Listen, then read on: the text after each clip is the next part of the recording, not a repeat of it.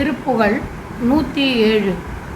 அவகார நிந்தைப்பட்டு உழலாதே, அறியாத வஞ்சரை புரியாதே. உபதேச மந்திரப் பொருளாலே உன்னை நான் நினைந்து அருள் பெறுவேனோ. இபவாமுகன் தனக்கு இளையோனே, இமவான் மடந்தை உத்தமி பாலா.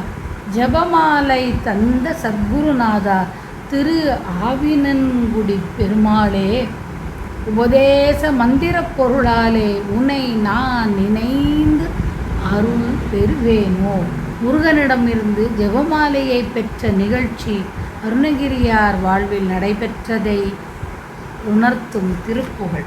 யானை முகம் கொண்ட விநாயகப் பெருமானின் தம்பியே, இமவானின் மகளான பார்வதியின் உத்தமியின் மகனே, ஜெபமாலை ஒன்றை எனக்கு அளித்த சத்குருநாதனே, திரு ஆவினன்குடி பெருமாளே, பாவங்கள் செய்ததால் பழிக்கு ஆளாகி அலையாமலும் நல்ல நெறியினை அறியாத வஞ்சருடன் சேர்வதை எண்ணாமலும் நீ எனக்கு அருளிய உபதேச மந்திரப் பொருளை கொண்டு உன்னை தியானித்து உன் அருளை பெற மாட்டேனோ முருகா.